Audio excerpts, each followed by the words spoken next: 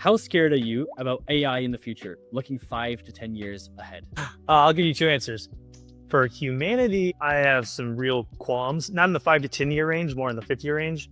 For us as education providers, it's an unbelievable opportunity. The ability to, and that's what we're really excited about. And we spent the last couple of years building internal systems and processes that what you can create, both the quantity, but really the quality. That's what most of us are missing is absolutely incredible.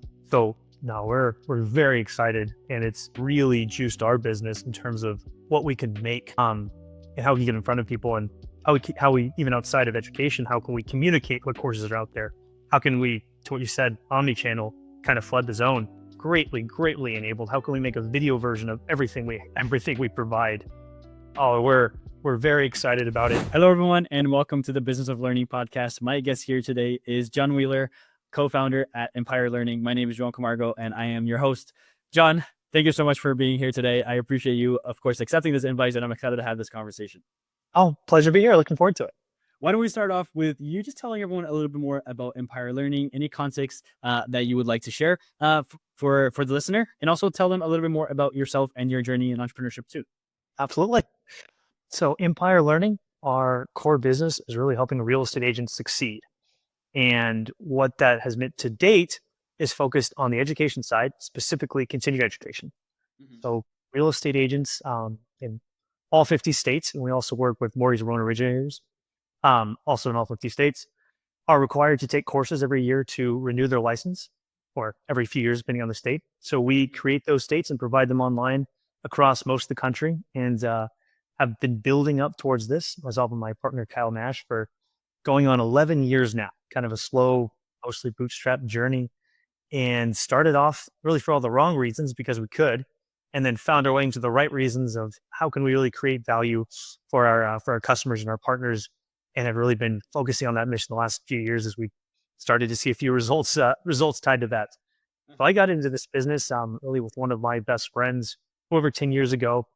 We were out in San Diego, and he built out a similar online education company for CPAs, accountants, tax professionals, and said, hey, we've got the technology. We know how to do the customer service, the marketing.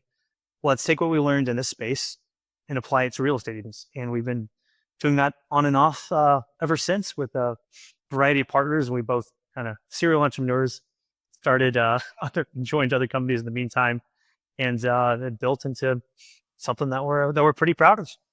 Awesome. That's really, really cool. And talk to me a little bit more on what led it to no longer being a little bit of an on and off type of thing, more of that full commitment. Yeah, absolutely. So let's see. And in this time, I'd also moved from San Diego to Dallas and Austin twice, three times actually, for variety, mostly personal reasons, to ultimately get married and have a family. I'm in Dallas currently, and so we have an office in Dallas and San Diego. One of those on and off was went and helped a couple other friends launch a grocery technology startup in Austin that ultimately has become Grocery TV. That's doing quite well. That was a good opportunity. This was still running on the side, and I just kind of stepped back in my role. Kyle took a larger role pushing Empire Learning forward, and then said, wanted to come back to the main thing we were building together. Also took a couple years off to go to University of Texas, McComb, to get an MBA, worked there part-time, and got to see a little of the venture capital side as well to understand a little more of the capital part of the game, and where that comes in on the funding side, which was really helpful, as well as learn from some of the best at Silverton, a leading firm in Austin. And then about 4 years ago, had finished with the MBA and sat down with Kyle and said, hey, I really want to focus on this full time and build it into what we think this can be. And have been kind of head down ever since, and taken a few years to really start seeing dividends, but things are looking pretty good. So a bit of needs driven, and then also just interest, because there's always some shiny new object, and something else you want to build and make. And so a little bit of distraction, and just personal journey as well. Yeah, for sure. And I think as entrepreneurs, the hardest part can often be focus. Like, what are we actually taking care of? And I think it's Steve Jobs' quote, if it's not, pardon. But I think it's something along the lines of focus is not the things that you focus isn't really about the things that you are currently doing. It's about all the things that you say no to. Uh, because there's always going to be so many. I definitely butchered that quote, but it's something along those. I think there's often so many shiny objects and things and opportunities, especially now with AI. Like, hey, Oh yeah. a model or all these different things that could work, and they all would work, but you have to focus to make any of them work, as opposed to doing them all at the same time, and it's gonna mess up the journey entirely, and then none of them work. So That's it's very true. yeah, I think it's a struggle as entrepreneurs that we have to go through. So it's always nice to see someone who is no longer through that struggle. Of course, there's always the battles. There's always the battles. Yes, there are. And I'll give a shout out to my partner Kyle, and also for other entrepreneurs. This is something that's worked well for us. Is and I'm a huge proponent of partnerships and not going at it alone when you have an opportunity. Mm. Even if the rewards are greater, the experience and the journey is way better. Mhm. With partners, I've gotten a lot of value out of that. I'm a person that I say yes to too many things. I always want to try something new. And so we have a great dynamic where Kyle's a little more rational to say, hey, is this really worth it? What's the risk reward trade offs? Mhm. And lately, we've really been focusing on what is the cost of distraction. That sure, there might be something great on the other side, but is that really worth the effort? And we've probably said yes to a few too many things in the past. Got to be open to opportunity, new partnerships, new ways of evolving the business. But to your quote, you need to be saying no to some Yeah. things that you just cannot pursue everything. Limited time and attention. Yeah, that's awesome, and I love. You just reminded me of someone. I'm assuming you're familiar with Alex Ramosi. Uh, Yes. I saw a recent. I listened to a recent podcast of his where he actually quantified the cost of distraction, uh, Oh, or the cost of an opportunity. I can't remember the exact words that he said, but through all the data and the companies that he works with, he saw that anytime that there's a new initiative, it takes about 20% of efficiency from the entirety of the business. So if you're looking at an opportunity and the upside is 5%, 10%, and all these things, are you willing to take on a 20% or 10% upside for a guaranteed 20% risk on the efficiency? And people are like, oh, not really. So then very easy to say. you measure those over, and it makes sense, right? But if the opportunity is 20% and then they're 50%, and then 50, the yeah. upside is going to be 20, then you have a little bit more of like, okay, is this something that's worth pursuing or not? But at least there's actually a calculable way of pursuing of looking at that, which I found is quite interesting as well, because so many times we are just like, yeah, what is actually going to happen here, as opposed to knowing the numbers. I've never heard a number associated with it, but it's very refreshing. It says, Yeah, yeah. again, as I did on the quote, I definitely butchered that explanation. Something along those lines, which is I believe it. I buy it. yeah, perfect, amazing. Yeah. John, talk to me a little bit more about um, I guess the entire market. It's so interesting now that with so many opportunities and so many different markets that exist out there, there's always going to be noise a lot, and there's always going to be competition. What are some ways that you guys differentiate yourselves from to try to stand out and show that you are the solution that these real estate agents should go for, as opposed to anyone else out there? It's a great question, and it's one that we're still working on our answer every day. The unfortunate reality is most agents, most licensees, this is a product you need to renew a license to keep on doing your occupation. They view this as a commodity. That what is the easiest and cheapest way to get this done? They're trying to check a box. And as education providers, as educators, that's not the ideal situation because we really want to teach. We want to put knowledge in front of people. We want to help them help their careers, ultimately help them generate more revenue. Yeah. Really, almost every real estate agent really is an entrepreneur at heart. They're building their own business, which is really attractive to us to try to help with that mission. But when you're viewed through the lens of the commodity, it is hard to stand out. So where we started a couple of years ago in terms of turning a corner is we focused on how can we make this process easy. That was the main thing customers wanted. Always want to listen to the customers. Mhm. That how can we have a seamless platform? How can we have a very easy online experience? How can the writing of our courses, the visual, the aesthetics, just be very easy to take, whether you're on any laptop, mobile device, tablets, as well as we have a really good customer service team in San Diego. Everybody's been there for multiple years. They know the ins and outs of licensees. What are the requirements? Because what people really need is to take the right courses that will get reported to the right agencies on time so they can renew their license. So we started that way, making sure we make CE easy. That still is our tagline, and that's part because that's what customers want. However, that's not the end goal. Mm. We want to do more than that. So the next step in our journey is how can we create as much value as possible? And that's the way we're viewing value is what are we providing versus the cost of what somebody's paying for it? How can that ratio be as asymmetric as possible, where this is a no-brainer? You're absolutely going to go with Empire. So Yeah. we started, and this is recently as the last month, adding a bunch of social media posts related to the courses we have. So somebody could take the knowledge and apply it. How can we source the best partners, best technology providers, or other real niche education providers out there that say you're taking a course on tax credits for Mm-hmm. energy efficiency? How could you actually take what you learn there and tomorrow you're talking with a client? Here's a free PDF of 5 ways to improve your energy efficiency. And if you need somebody, if you need a contractor to install the, let's say, solar panels, for example, Sure. here's how you find one in your area. So just trying to find outsized way to create value with the ultimate idea that Mm.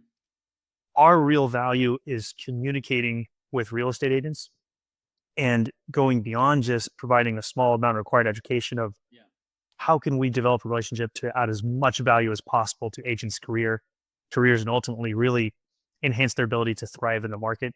And we're let's say third inning of that journey. So started off with making it easy because what people wanted, and we have to have that table stakes, and then pushing into how can we create outsized value that Mm. these are niche enough markets. Yeah. Some states only have a couple thousand agents, and courses need to be tailored to that state. How can we care enough about it to be more nimble than some of the larger players out there that, by and large, do a good job, but we can care a little more. We can try a little harder. Mm. It's a great value. It's interesting. I love how you also put um uh, a measure to value, because I think that word gets thrown out there a lot without actual meaning. It's like, yeah, I'll Right. deliver more value. What does that actually mean? Like, what? Right. So I love how you guys actually quantified it. Like, hey, it's you. There is some investment that we'll be putting into here, but here's the actually outsized returns that will come from this investment. Because at Yes. the end of the day, it is an investment. It's not just checking the box or Right. asking the lists or whatever else that might be happening, which is quite awesome. So I love. It's always refreshing to hear that as well. And when you guys are working with clients, is it mostly the uh, individual real estate agents? Is it mostly of the firm? Is it mostly the firms? How does that dynamic usually work for you? Great question. And this one where I was going to say happy to admit, happy is not the right word, but you know, willing to be honest that we've really struggled to build out a B2B segment. So Mm. over the large majority of our business is direct to consumers. Mm. We found it was easier, perhaps not easier, but we had a better lane to create a relationship that way. Um, and when we've in the past couple of years tried efforts to work with what would typically be the real estate brokerages or realtor associations, largest trade groups, that's been a struggle. That a mix of personnel and focus. A lot of that alone has been on me. And we said, you know what, let's pause on that. We've got a few great relationships there. And what we found is we work best with inbound requests that we can move fast and create great solutions for. Mm. And those have most of our notable wins have come from that.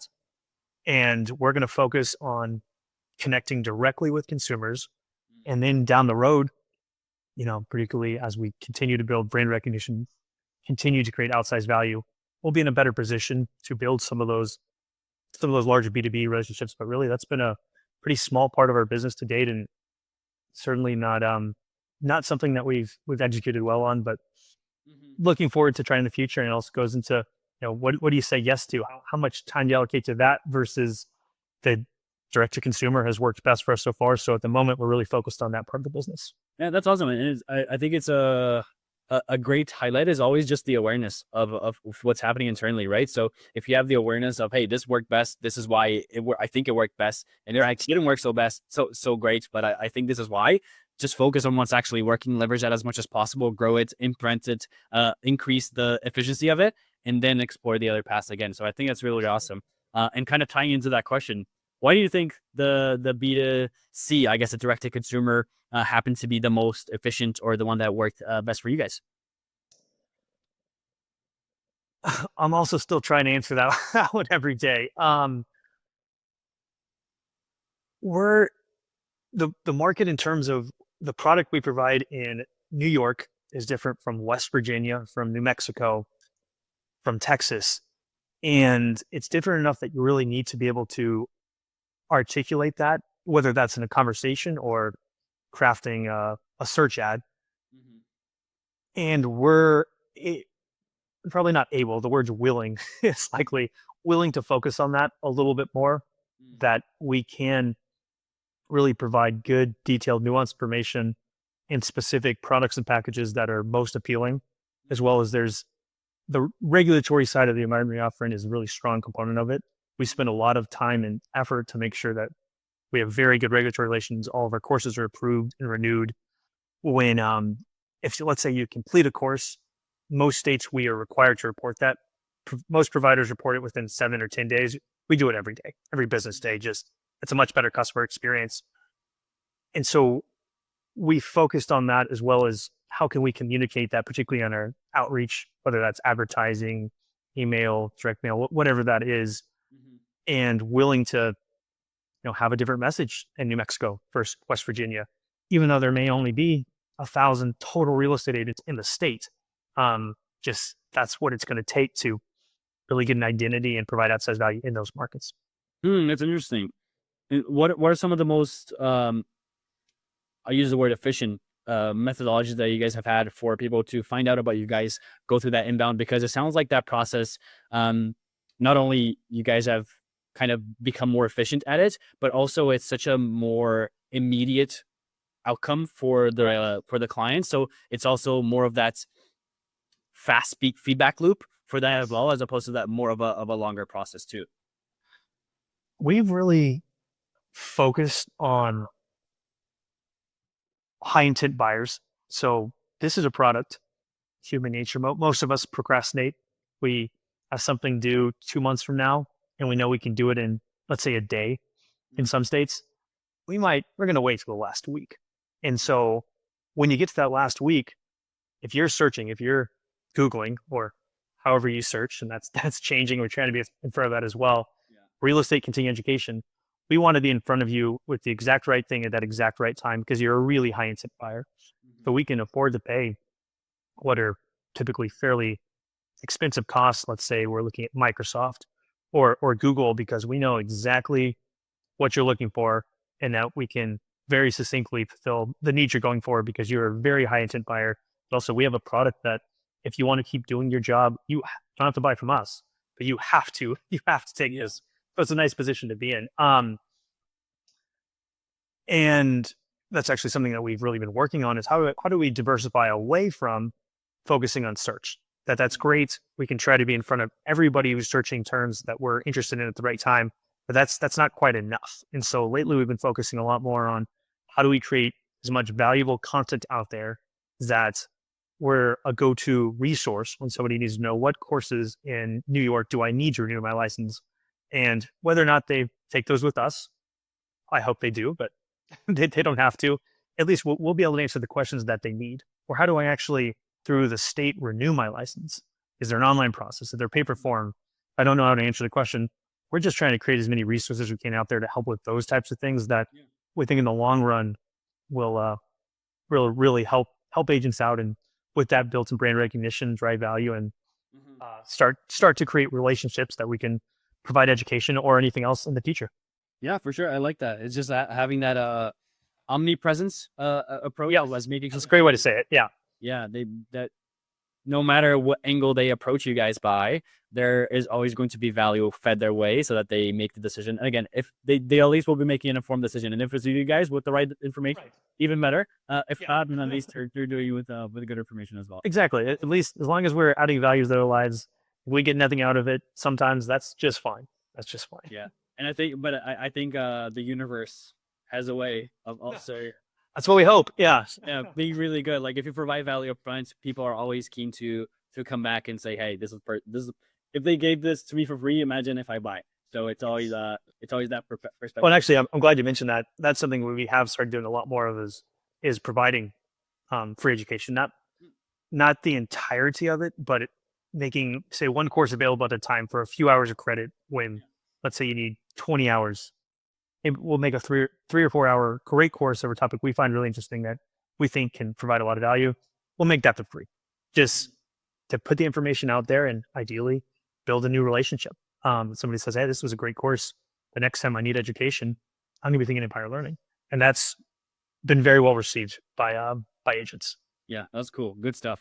John, I have one final question here for you, Please. which is actually not a question from me. It's a question from our last guest to you. Okay. And you had no idea who you were.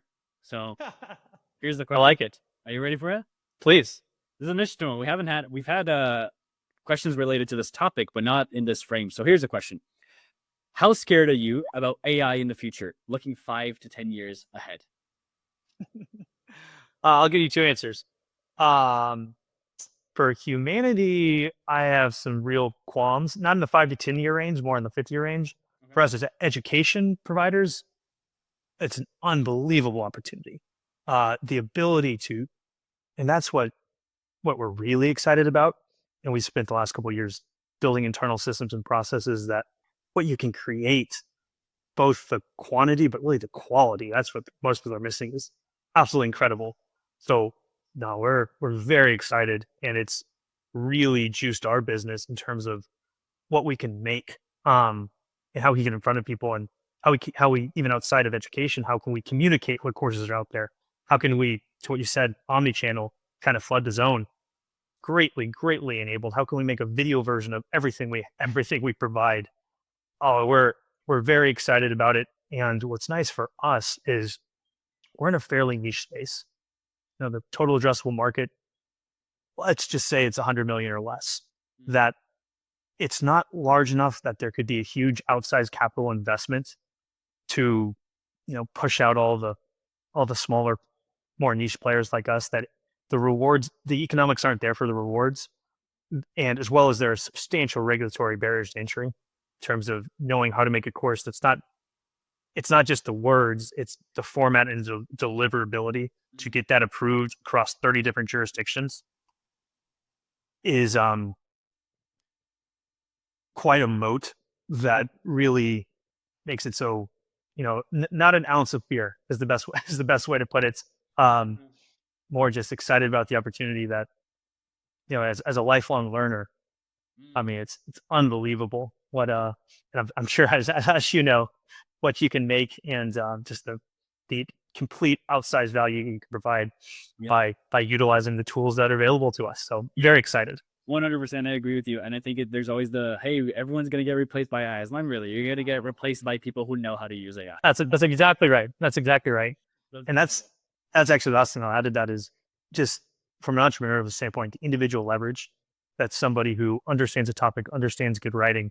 They don't have to be able to write well themselves. They just have to know what it looks like, and they have to be able to conceive of the idea. Man, what people can do. And so that really goes into hiring and partnering. That you don't need to be able to find 20 people to do a task.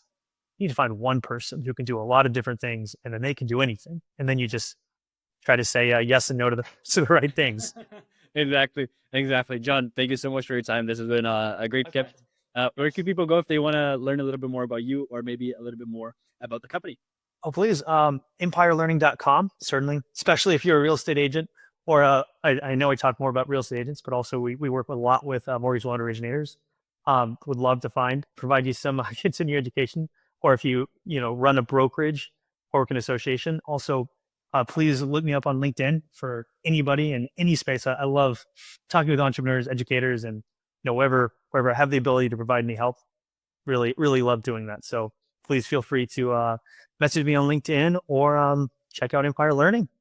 Amazing. John, thank you so much. Of course, I will leave everything down here below. If you enjoyed listening to this conversation and you want to hear more conversations like this, please subscribe, and I will see you on the next episode. Thank you so much, John.